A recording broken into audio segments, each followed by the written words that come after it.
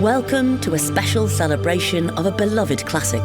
It's been 40 years since the BBC first brought John Masefield's enchanting story, The Box of Delights, to our television screens. On November the 21st, 1984, the world was introduced to a tale of magic, mystery and Christmas wonder. A young Rachel and Wills, who then had never met, let alone had a pint together, were both transfixed by this programme. They would wish away each week so it could be Wednesday once again, just to find out what happened as Christmas grew ever nearer. Today we embark on a journey to rediscover the filming locations of this timeless series and see if the Christmas magic is still there today. In The Box of Delights, a young Kay Harker is thrown into a fantastical adventure, all courtesy of this very box, gifted to him by the mysterious Punch and Judy man, Cole Hawlings. Well, gifted to me for this weekend by my sister, because she's a massive fan too. With this box, you can go small, you can go swift, and it is full of such wonders. Our journey begins here, in the heart of the English countryside. We've come to Bewdley Station in Worcestershire. Kay Harker, our hero, is returning from boarding school for the Christmas holidays. Travelling by steam train, he must change trains at Musborough Junction. Here he meets for the first time Cole Hawlings, the old and very magical Punch and Judy man. We loved following in Kay's footsteps and enjoyed exploring Bewdley Station, which was the filming location for Musborough Junction. To be honest, it doesn't look like much has changed, and it's very pretty. But we were excited to board the train with our gloriously old-fashioned tickets and make our way to Conut Station. Kay Harker. It is on this journey that Kay meets foxy-faced Charles and chubby Joe, Abner Brown's henchmen.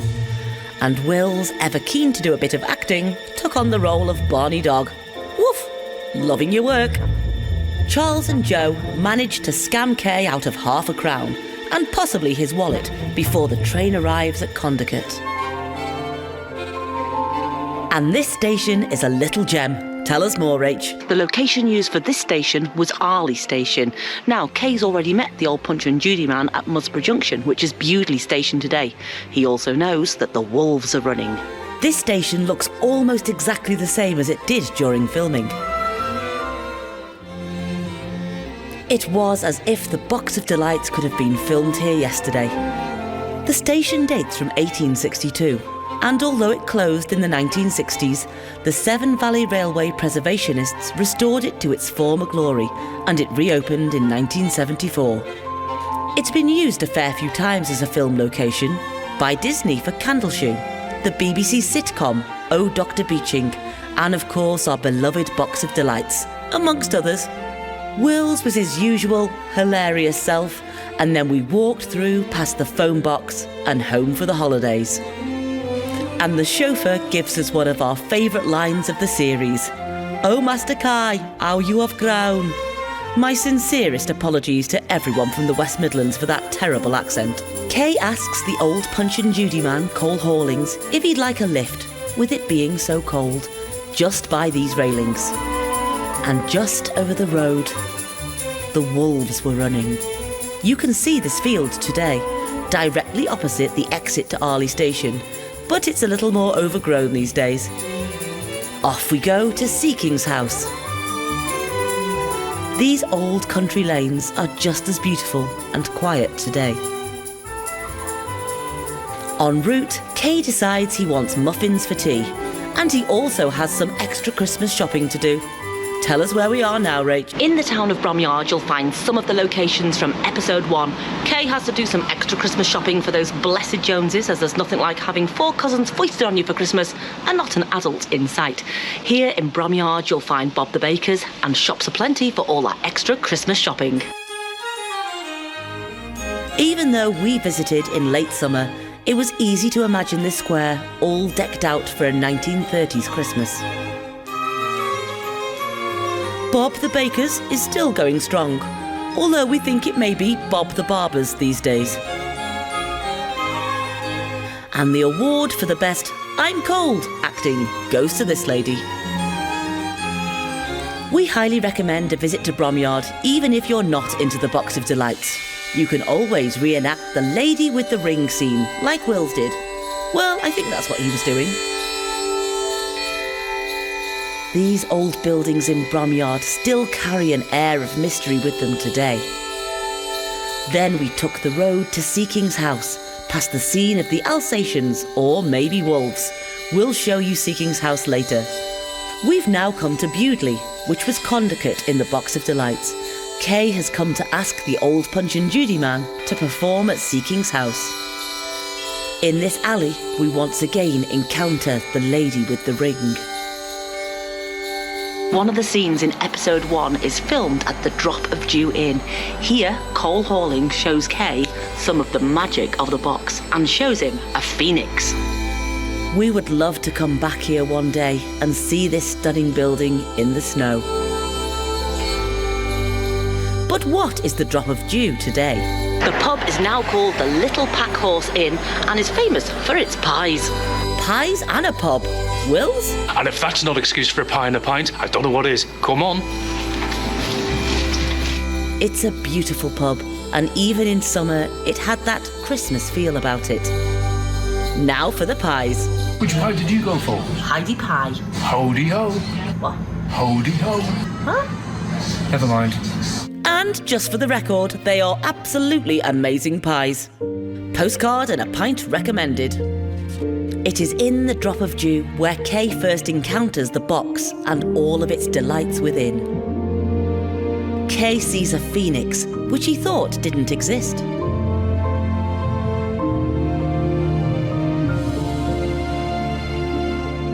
The special effects wowed both of us as children. There was something just so magical about them. And now, in our adult lives, we actually have a connection to them. Wills? Okay, so the special effects might look a bit dated today, but at the time they were revolutionary. Now, the chap in charge of special effects at the BBC at the time of Box of Delights and Narnia, and all of those, was a chap called Robin Lobb, who just happens to be the dad of my line manager in work, and we met him a few years ago. Very cool bloke. It was very cool talking to him. We invented all like little fanboys around him, but very cool. I think you'll find I was a fangirl, but moving on. Christmas presents were bought for those blessed Joneses.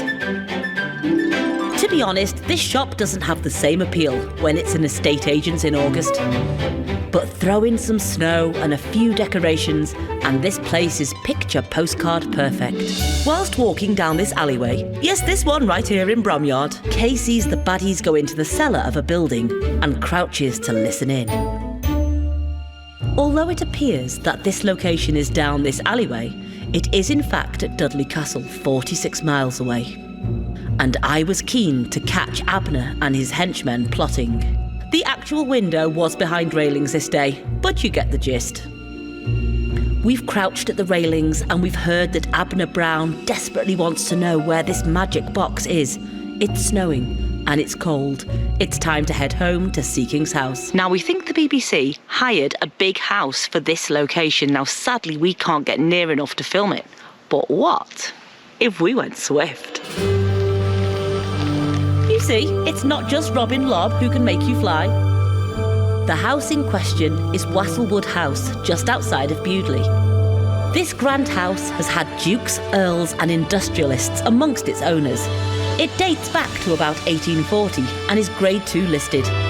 It went on the market back in 2016 for a cool £1.25 million. Kay Harker's parents, wherever they were, weren't short of a bob or two. After a fantastical adventure to an old Roman camp filled with snow and wolves, Cole Hawlings entrusts the box to Kay for safekeeping. But was this just a dream? Oh no, it was very real, as when Kay awakens, the box is under his pillow. Abner Brown, our villain, is posing as the Reverend Dr. Bottledale, the head of Chester's Theological College, and is staying at the Prince Rupert's Arms. Kay goes to inquire after an Abner Brown, but there's no one of that name on the books of Mrs. Calamine.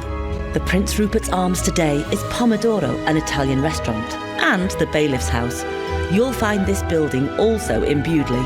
This grand old building dates back to 1610 and was originally the home of the county's bailiff, the equivalent to today's mayor. But now let's move on with the story. One of the things that I found quite strange as a child was the complete lack of worry or panic whenever one of the kids went missing or were scrobbled.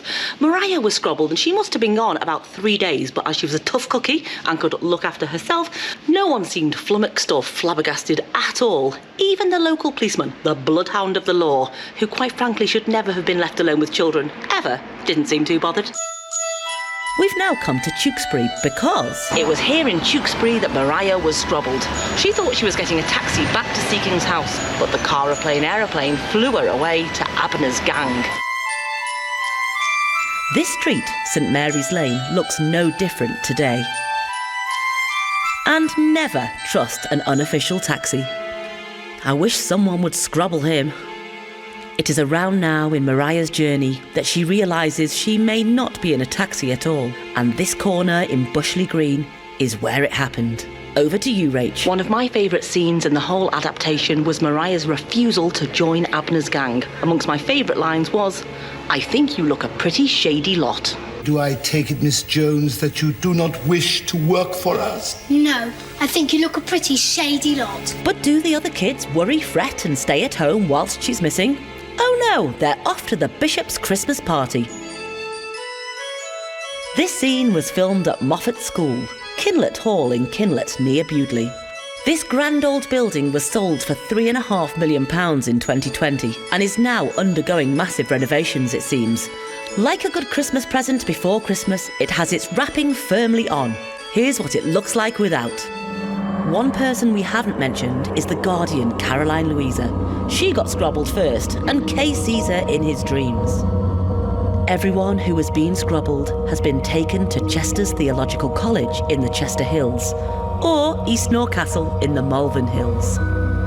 Peter and Kay have come on a mission to find Caroline Louisa and to expose the Reverend Dr. Bottledale as the criminal he is, Abner Brown. OK, so there are more leaves in August, but you get the idea. We enjoyed a stroll around the lake, and in the true spirit of Christmas, this robin came to pay a visit. Kay leaves Peter and gets as close to the building as he can, peering around archways to try to discover the building's secrets. But more about this castle and the plot. This is a 19th century mock castle. It was designed to look like one of the Welsh medieval castles that were defending the borders not too far away. This is the perfect location for Chester's College.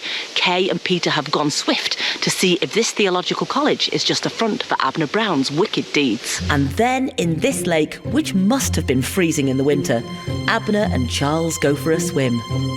Swim all finished, they discuss plans as Kay finds a controversial hiding place atop of the icehouse. I say controversial as it's not a very good hiding place at all, and he's clearly in Charles's view. He's up there! And the clumsy oaf knocks a rock down, causing Abner and Charles to search the area. Peter is found and he is scrobbled and... If that isn't the purple pin, I don't know what is. My thoughts exactly. Now give us a plot update, Rach. So Mariah is back, Peter is scrobbled, the bishop is scrobbled, just about every choir boy going is scrobbled. With all these scrobblings, it was back to Conut Police Station and the bloodhound of the law. You'll also find this building in Bewdley High Street. Sadly, the inspector won't believe a word of Kay's fantastical tale and says he has an obsession. There's only one thing for it, Scotland Yard. This building was the post office in Box of Delights and somewhere you could make a phone call from. Unfortunately, Scotland Yard told Kay to report it to his local inspector, and we all know how that went. You're all too worn down with learning. Go to bed and have a posset. It'll make a new man of you. Eh, Wills? But Kay's obsession with Chester's or East Castle just wouldn't go away. So back he went, determined to find out more. The Box of Delights is a huge and often complex story, but if you like magic, mystery and Christmas, we highly recommend it. But finally, the Chief Constable has decided there may be more to Kay's story than obsession and gathers all police officers, the inspector included, to investigate. They race through the streets of Conut or Bewdley High Street, all the way back to Chester's College or East Castle. When they arrive, the college is on fire and there is a general sense of panic in the air. Choir boys are being hauled out of these grates and rescued, but Kay is now underground in the thick of the story. All of these scenes were filmed in St Catherine's Docks in London, at Lord Ward's Tunnel on the Dudley Canal, or in a studio, none of which we visited. So let's rejoin the story as everyone is frantically battling through the snow to make the 1000th Christmas Eve service at Tatchester Cathedral. The exterior shots of Tatchester Cathedral are in fact Tewkesbury Abbey. Everyone rushes to the door and knocks hard to be let in. Even me. Then it's all hands on deck to get the cathedral ready. Then, as the doors open to welcome everyone to the 1000th Christmas Eve service, we're now in Hereford Cathedral. As this cathedral is much bigger than Tewkesbury, it was probably easier to film the inside shots here. It's a stunning cathedral that was begun in 1079, and we were so happy to visit. Over to you, Rach. One of my favourite parts of this scene is the looks passed between the children in the singing of O Come All Ye Faithful, just after the line about the Virgin's womb.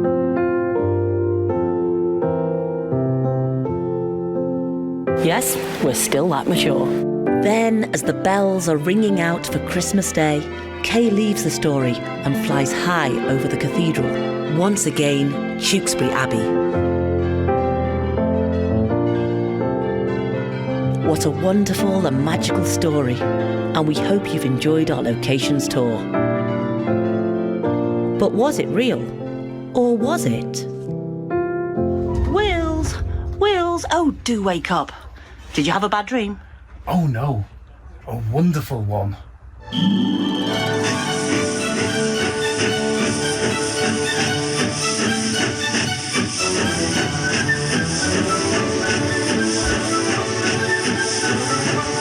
We do hope you've enjoyed this video. If you've never seen The Box of Delights, do check out the newly released Blu-ray. If you are a fan of the series, did you know there's a fan page on Facebook, the Box of Delights Appreciation Society, and each year they arrange Scrobblefest, a meet-up at some of the locations with a meal and Secret Santa too. The 2024 Scrobblefest happened yesterday, and I went along with my sister, and we had the most splendiferous day out. It was wonderful to meet like-minded people and celebrate all things box. There were scenes read aloud, carol singing, dancing, and it felt like Christmas had begun. And people shared their memories and thoughts. So our first memory of watching The Box of Delights was on a Wednesday evening at Nana and Grandad's house in front of the fire by the television, and we were absolutely entranced by it the first time we saw it, and it's been a part of our lives and our family's lives ever since. I don't know what to say, but because I can't describe it, because it's a feeling. But it's the feeling that we all feel. That's what we've got in common. Thank you so much for watching this video. We've been Postcard and a Pint, and we wish you the merriest of Christmases.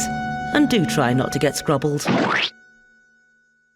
I was in Tesco and there was a snowman looking through the carrots. Was there? Yeah, he was picking his nose. Oh.